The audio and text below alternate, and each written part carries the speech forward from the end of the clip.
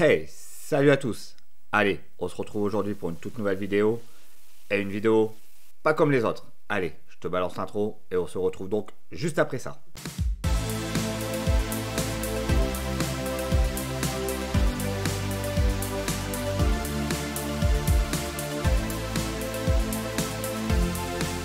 Allez, c'est parti pour Paris-Roubaix Challenge avec l'équipe de la Porte du Hainaut. Ça fait quelques mois que je te parle que je suis sélectionné pour représenter la Porte du Hainaut sur ce Paris-Roubaix. Bon, au fur et à mesure de la vidéo, je vais te remettre les liens des vidéos de préparation et de stage de cohésion avec l'équipe. Donc, une très bonne ambiance au niveau de l'équipe tout au long de cette préparation et le jour J. Et surtout, merci à toute l'équipe de la CAPH derrière tout ce décor pour avoir géré la logistique. Franchement, on n'a rien eu à faire. On avait juste à monter sur le vélo, à pédaler et à savourer. Encore un grand merci à toute l'équipe de la CAPH. Alors, sur ce Paris-Roubaix, donc qui s'est déroulé le 6 avril, la veille des pros et à quelques heures avant que les féminines passent, on avait 51 km à faire avant d'entrer dans le vif du sujet avec ces secteurs pavés dont la mythique Trouée d'Arambert, Mont-Saint-Pével, le carrefour de l'Arve. Franchement, je savais que ça allait secouer, mais pas autant. Bon, moi en tout cas, je t'invite à t'abonner à la chaîne si ce n'est pas déjà fait avant d'être trop secoué par cette vidéo entièrement consacrée au pavé. Allez, c'est parti. On commence à se replacer car on arrive vite sur ce premier secteur pavé qui est la mythique Trouée. Et oui, on commence par un sacré morceau histoire d'être bien secoué pour mieux encaisser les prochains secteurs. Cette mythique Trouée est classée 5 étoiles avec un pavé vraiment irrégulier et vraiment disjoint. Et surtout longue de 2,3 km en ligne droite à ne pas en voir le bout.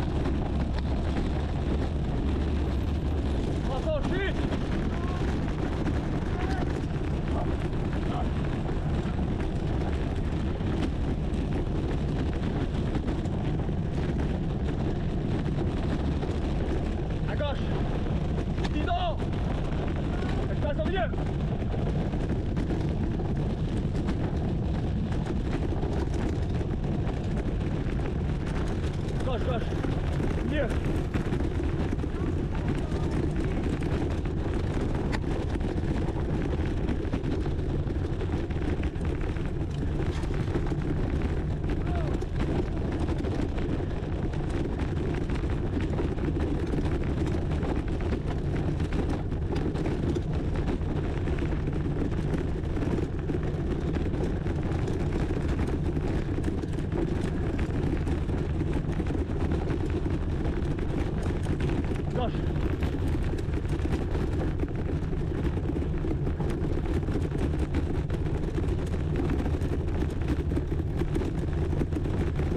Droite.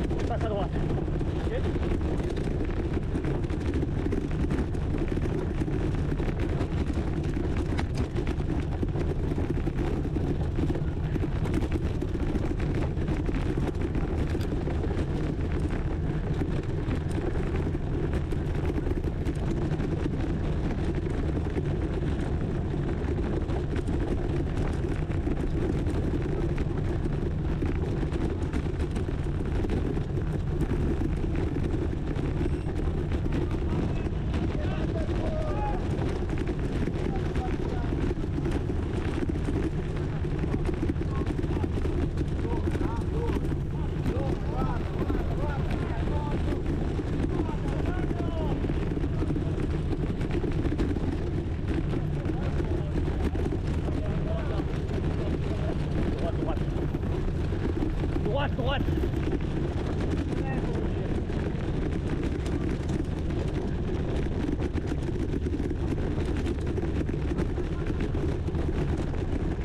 Passe à droite.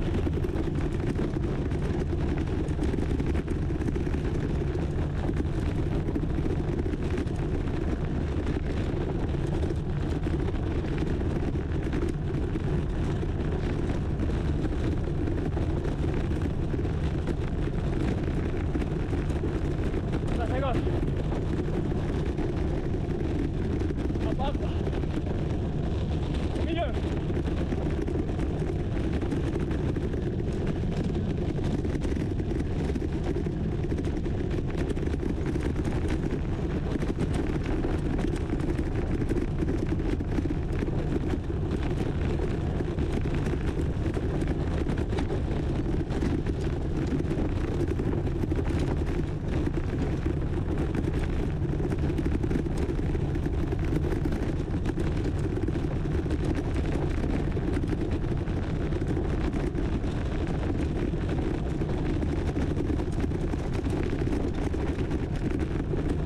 Passe à droite.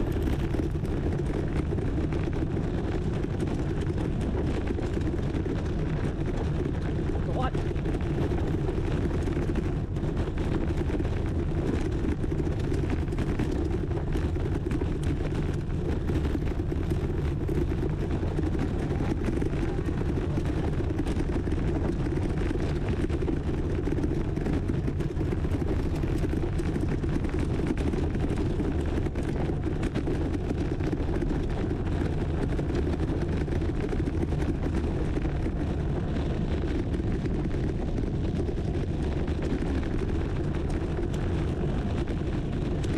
Passe à gauche.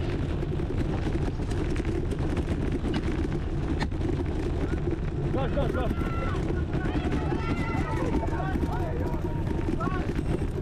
Gauche, gauche, gauche.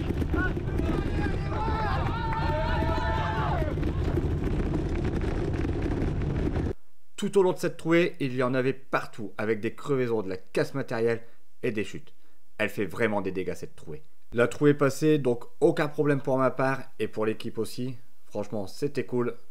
On fait un peu moins de 4 km et là on va chercher le secteur pavé, donc Pongibus, classé 3 étoiles et long de 1,6 km. Secteur pavé plutôt régulier et plus roulant par rapport à la trouée, ce qui est logique, mais qui fait mal car t'as pas eu le temps de récupérer de cette trouée. Allez, je te laisse découvrir ce Pongibus.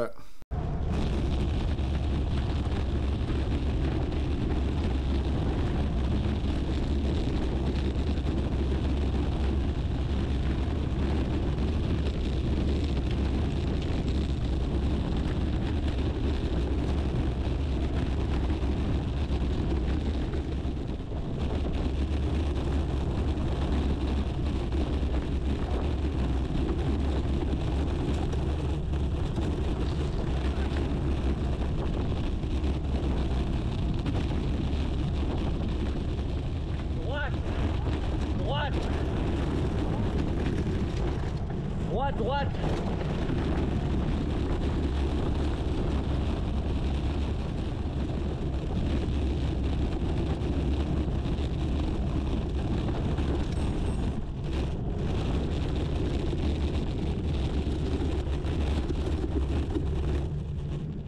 Après le Pongibus, 5 km plus loin, pardon, on attaque le secteur pavé le plus long de Paris-Roubaix. 3,7 km, surnommé le pavé John de Golcob. Secteur pavé passé à 36 de moyenne avec 200 watts. À vrai dire, le vent d'eau, ça nous a bien aidé. Pardon. Pavé usant par sa longueur, très roulant.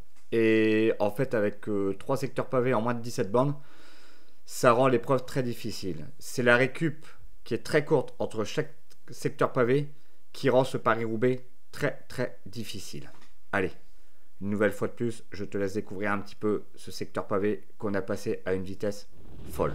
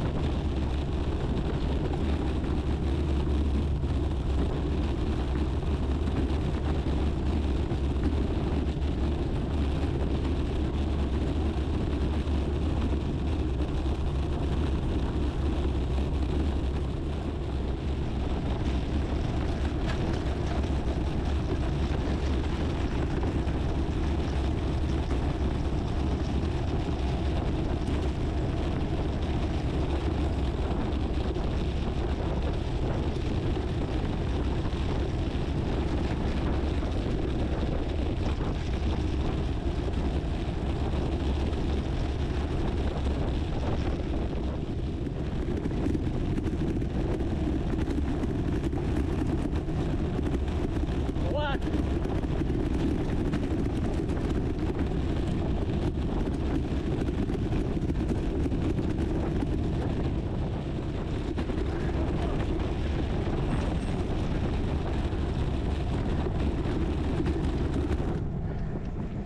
Allez, les pavés s'enchaînent, on arrive directement sur le secteur Warlard-Briand.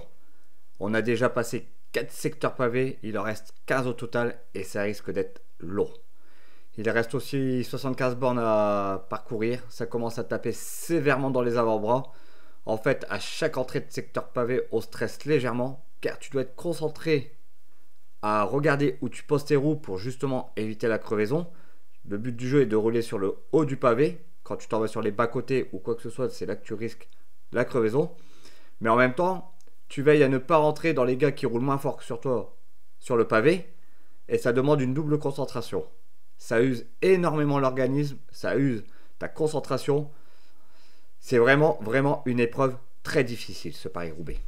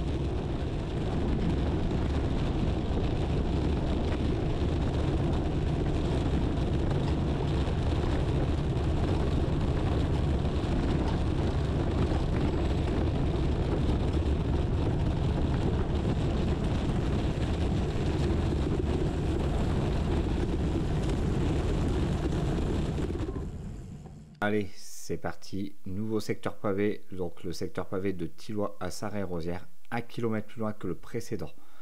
Là, je peux t'assurer que la récupération entre ces deux secteurs, elle est très courte. Ce secteur est long de 2,4 km, pavé en mauvais état, avec un virage serré sur la droite, donc une relance assez difficile. Ensuite, on enchaînait un virage sur la gauche, donc un secteur assez technique, boueux, avec quelques flaques d'eau, où il ne fallait pas partir à la faute.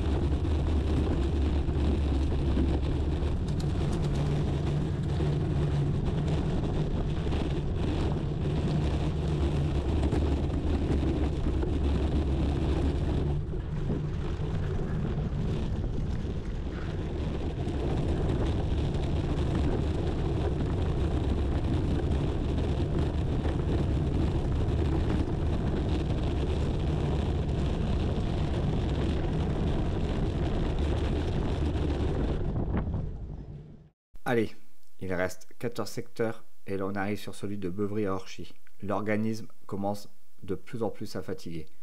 Là tu peux remarquer la vitesse sur les pavés commence à baisser. Je commence à voir les bras et les mains qui fatiguent de plus en plus. je commence à sentir les courbatures. Plus on avance, plus il faut être concentré, car tu as pas mal de personnes qui sont dans le dur aussi, et tu dois faire attention à ne pas leur rentrer dedans par manque de lucidité. Sinon là c'est le drame, tu pars à la chute. De plus, sur les secteurs pavés, il faut faire aussi attention parce que tu en as beaucoup qui perdent leur bidon, leur matériel aussi, j'ai vu, de crevaison ou quoi que ce soit. Et ça c'est pareil, il faut pas que tu roules dessus, sinon si tu perds le contrôle de ton vélo sur un secteur pavé, c'est fini. Comme on dit, tu manges le pavé. Et là ça peut faire mal.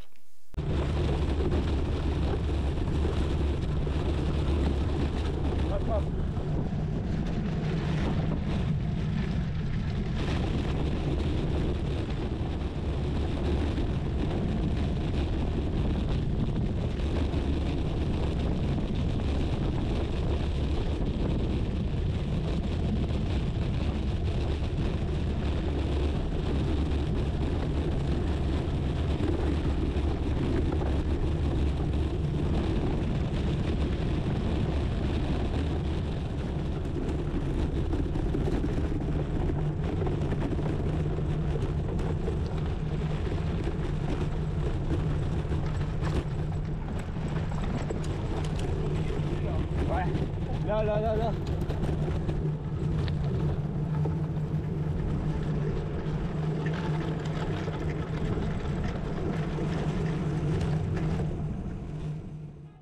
Secteur pavé 13, celui de Orchy. Ça s'enchaîne. Je commence à aller chercher les bas-côtés pour essayer de soulager un maximum mes bras et mes mains. Mais je reste pas trop longtemps sur les bas-côtés car c'est là que tu risques de crever le plus. Surtout avec les silex. À ce moment-là de la course, il reste encore 60 bornes à parcourir, dont des secteurs pavés très difficiles à passer qui vont commencer à s'enchaîner avec peu de récup entre chaque secteur.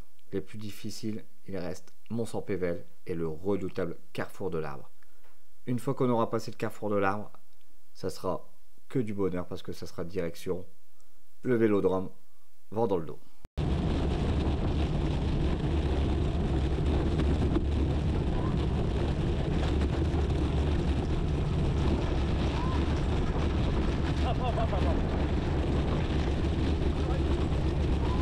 Ah bah décale-toi.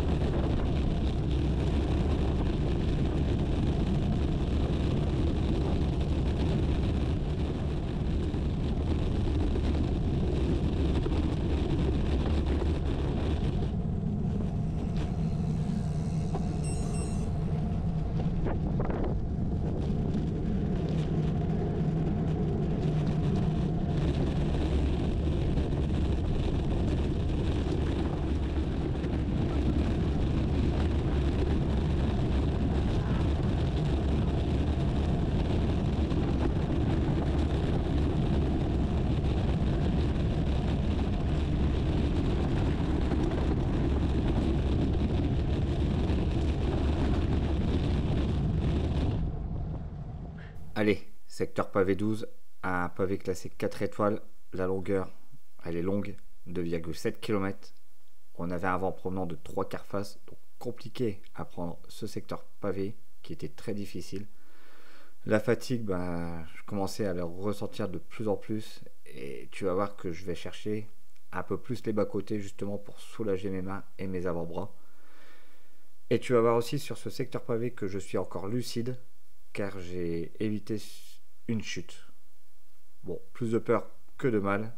Et le gars en plus, très sympathique, bon, il s'est excusé. Allez, je te laisse découvrir tranquillement ce petit secteur pavé bien difficile.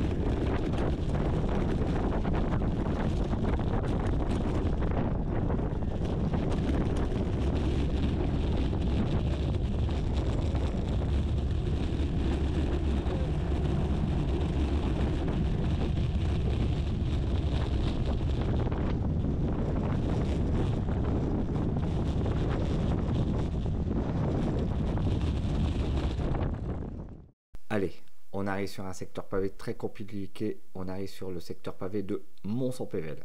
C'est pas le pavé de la Trouée d'Arambert, mais ce secteur intervenant après 100 bornes, plus exactement 98 bornes, il fait très mal. Le pavé tabasse dur, tu sais vraiment pas comment le prendre. Et de plus là, on va enchaîner le restant des 10 secteurs pavés en moins de 50 bornes. Ce qui veut dire que les secteurs pavés vont revenir très très vite et que la fatigue s'installe de plus en plus au fur et à mesure des kilomètres.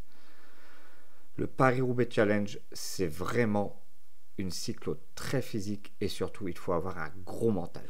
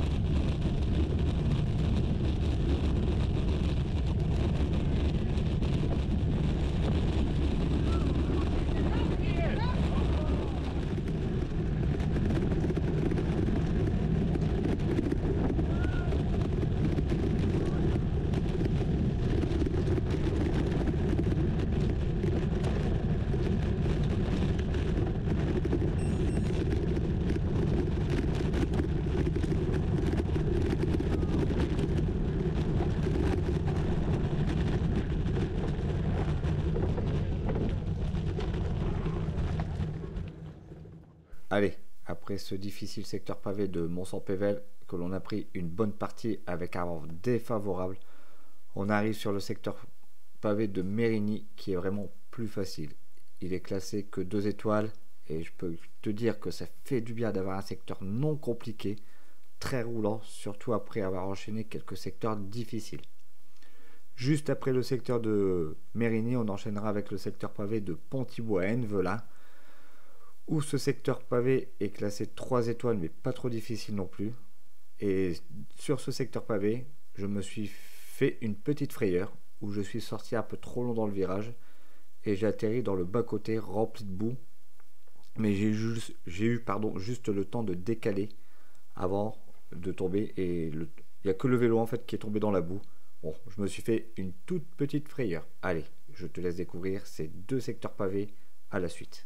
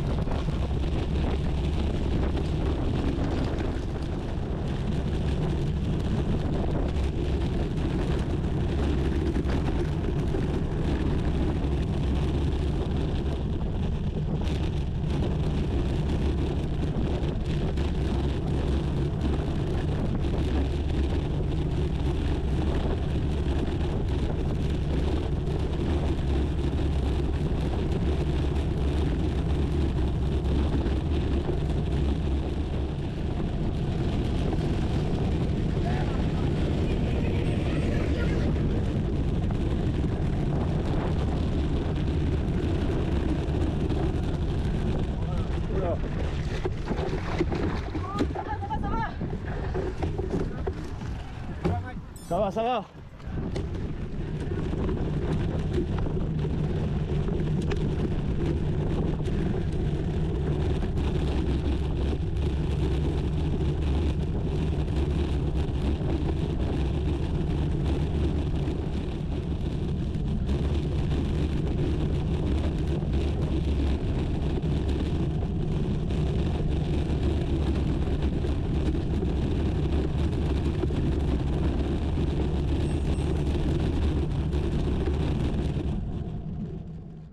Allez, après ce secteur, il n'en restera plus que 6 et tant mieux. On est plus proche de la fin que du début. Bon, on va parler un peu matos.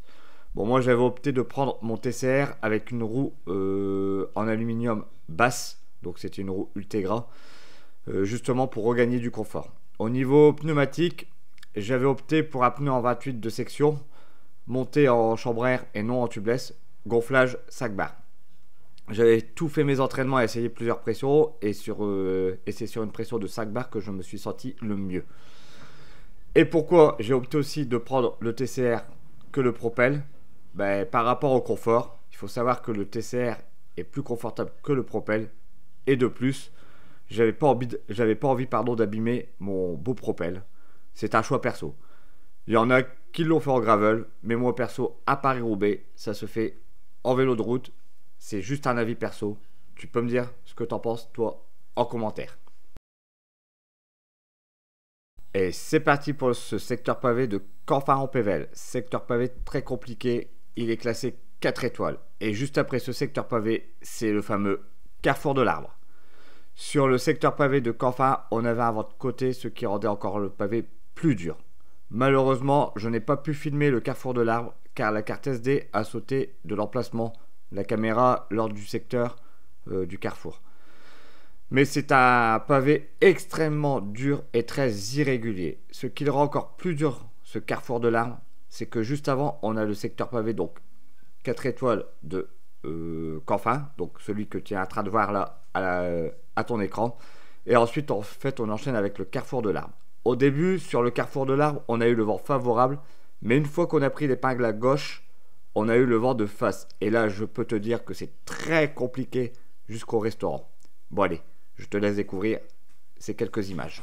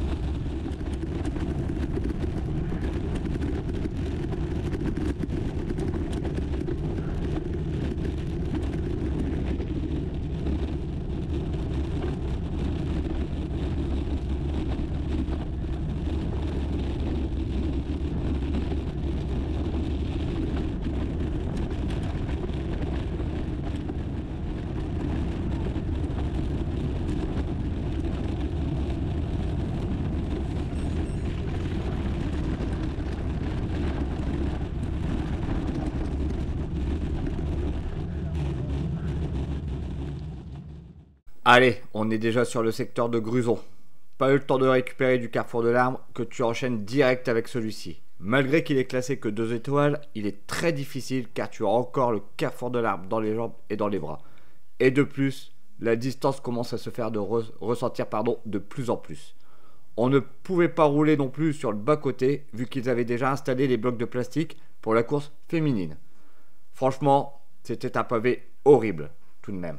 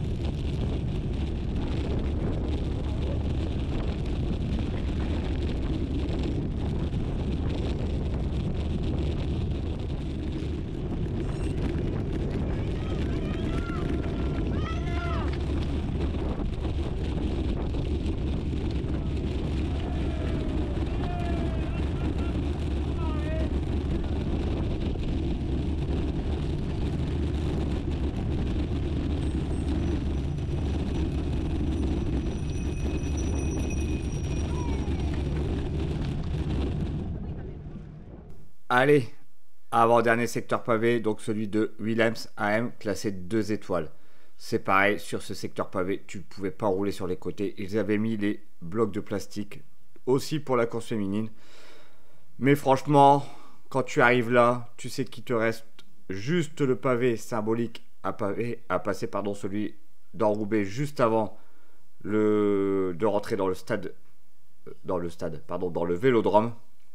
Et ce n'est que du régal. À ce moment-là, quand tu auras passé ce dernier secteur pavé, tu pourras dire que tu as presque accompli ton Paris-Roubaix. C'est vraiment extraordinaire.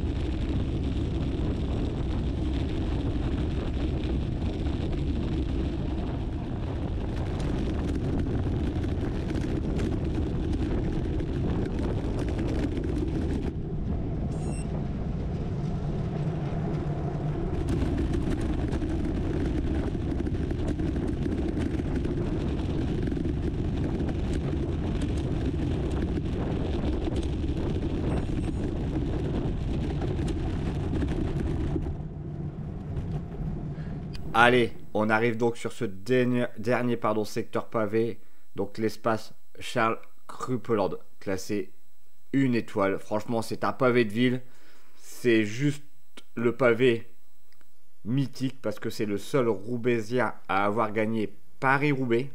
Ce secteur pavé se situe juste avant de rentrer sur le vélodrome de Roubaix.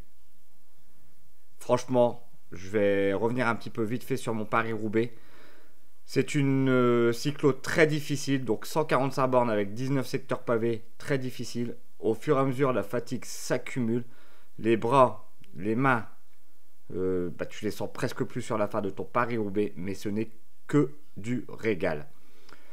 Je remercie une fois de plus la Porte du Hainaut de m'avoir permis de vivre une expérience humaine et sportive unique. Je me rappellerai toujours de ce premier Paris-Roubaix. J'en ai que des bons souvenirs. Un grand félicitations à toute l'équipe. Franchement, l'équipe a été au top durant les stages de cohésion, les entraînements et lors de ce Paris-Roubaix. Je félicite toute l'équipe. Et moi, je reviendrai l'année prochaine sur ce Paris-Roubaix. Alors, je ne sais pas si je ferai le 145 ou si je partirai sur le 170. L'envie me tente de partir sur le 170 et faire les 30 secteurs pavés. Ça serait peut-être un nouveau défi. Et oui, il faut se donner des nouveaux objectifs les saisons d'après. Donc voilà pour ce Paris-Roubaix 2024. J'espère que tu auras aimé cette vidéo. N'oublie pas de liker, partager et de t'abonner à la chaîne. Active cette putain de cloche pour ne pas rater les prochaines vidéos. Là, je vais te laisser découvrir l'entrée dans le vélodrome. Tu verras, c'est juste magique. Allez, ciao les amis. Come on, everybody. This is your moment to shine. You...